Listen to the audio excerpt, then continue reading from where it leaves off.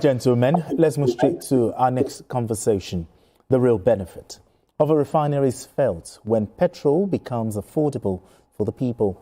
To this end, the Dangote Petroleum Refinery has expanded its free fuel delivery initiative to Kano, Imo, Anambra and Nasarawa States, aiming to cut distribution costs for independent marketers and pave the way for lower pump prices. The initiative has been welcomed by the petroleum marketers, who say it could ease logistic and financial pressure while providing relief for consumers.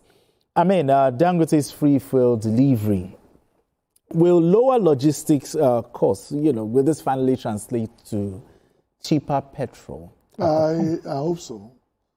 I sincerely hope so.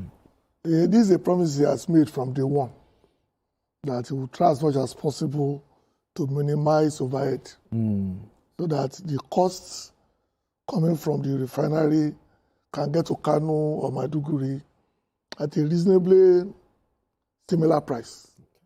And that is what he's trying to achieve. Personally, I think I thought there was a time that Kayode Okoifa, the MD of NRC, was trying something different by trying to move petroleum products by rail, which I still think is the cheapest form of moving freight. I'm sure he has his challenges, but going forward, I still think ultimately that's the best way to go, because you can move as many coaches as you can. At the same time, you can get to Kano in 2 days with enough supplies to last 3, 4, 5 months. Yes. But on the part of Dangote, this is the right thing to do. But whether the marketers and the end sellers will agree to adjust to that reality is another thing entirely. Because in Nigeria, 2 + 2 is not always 4. They always find a way to put a 0.5 there. So as far as I'm concerned, it's a good thing. But ultimately, I think the best way forward is still to move petroleum products by train. And leave the roads. But, BK, how significant is this initiative for states like Kano, which are thousands of kilometers away from Lagos, where the Dangote Refinery is? Yes, certainly states like Maiduguri, states like Kebbi, states like Yobe, they are very distant states. States like Adama are so far away. Some time ago, we had the Petroleum Equalization Fund, yes, which came about because we were determined to have uniform fuel prices across the length and breadth of our country. But like many things Nigerian, it was characterized by massive corruption. And sometimes those tanker drivers, those petroleum stakeholders, they will receive money amounting to bridging costs. They call it bridging, just to ensure that the prices are the same everywhere. They will receive money to cover bridging costs, but they will dispose the product within the Southwest. They won't take it all the way to Borno and other places, thereby creating scarcity. In some cases, they just take it across the border,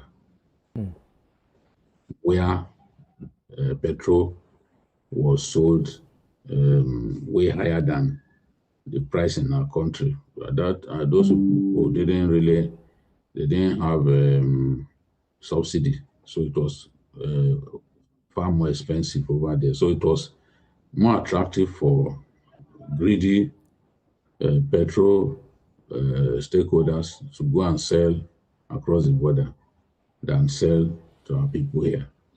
It's a good thing that Dangote is determined to create room for lower petrol prices, especially at the pump. And it's a good thing that those deliveries are already happening in Lagos, Ogun, Rivers, Kaduna, Abuja, and Delta states. thereby bringing petroleum products closer to the marketers and retailers while removing the cost of transportation over long distances from the refinery to various parts of the country is something that we desire. Whatever will bring down the price of petrol, we are going to applaud it. It's something that will make us happy. At the time when the prices of crude oil moved back to pre-February 2026 pricing template, marketers in Nigeria, refiners in Nigeria refused to adjust. They continue to sell above 1,000 naira per liter. And we felt at that time that it was elevated greed on the part of these people to not reduce the price to the level it was in February. But now other steps have been taken to ensure that petrol prices at the point of dispensing goes down. We do not want to see it go up. So kudos to Dangote for the steps that he has taken, and we want this to be spread to other parts of Nigeria. Yes, refining margins are very, very little, but Dangote can bank on the fact that he is able to produce other byproducts of crude oil, including fertilizer, gas, and lubricants, and other byproducts. So he can, from the money that is sure to make from the petrochemical elements of the refinery, he can at least help us do some level of, give some level of subsidy at this time. Nigerians will be grateful for that.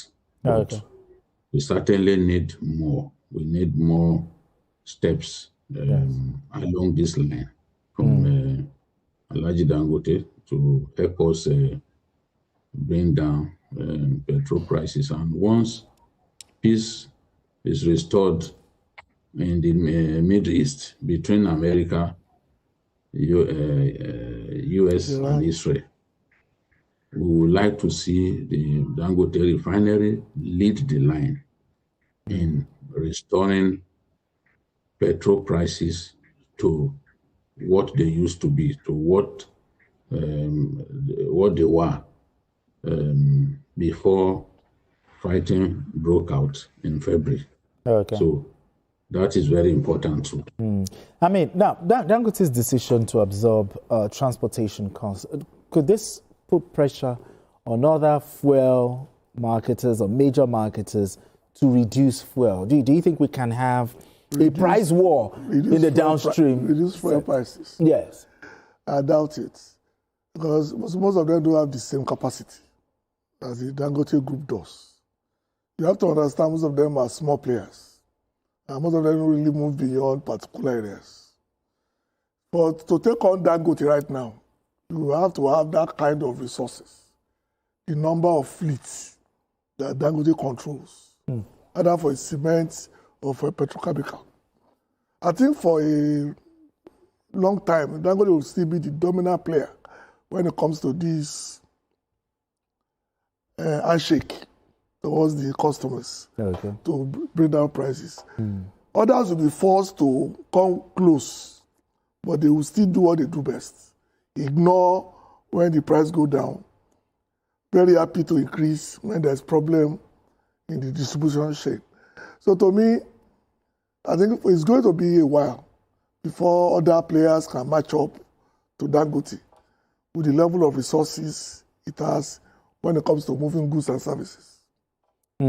So, BKO, before we go straight to our next conversation, GKB talked about what will it take for us to move from a road-dependent fuel distribution altogether. He talked about using the rail. What do you have to say to this? No, when I was growing up, I used to see petroleum products moved in tremendous quantity by rail. We will stand in front of the railway platform in Kwara State in Ilorin, and we'll see dozens of coaches, dozens of train coaches, moving speedily Yes. in front of us with petroleum products being carried by them. At that time, a lot of our roads were very good, but suddenly we began trucking petroleum products, and as a result of that, we damaged our roads because these roads are not designed to carry dead weight, for example. Okay. And you will see, you see tankers parked on the road for weeks. Those roads are not designed to carry dead weight, and that is why our roads do not last. Okay. They resort to trucking rather than using the rail system.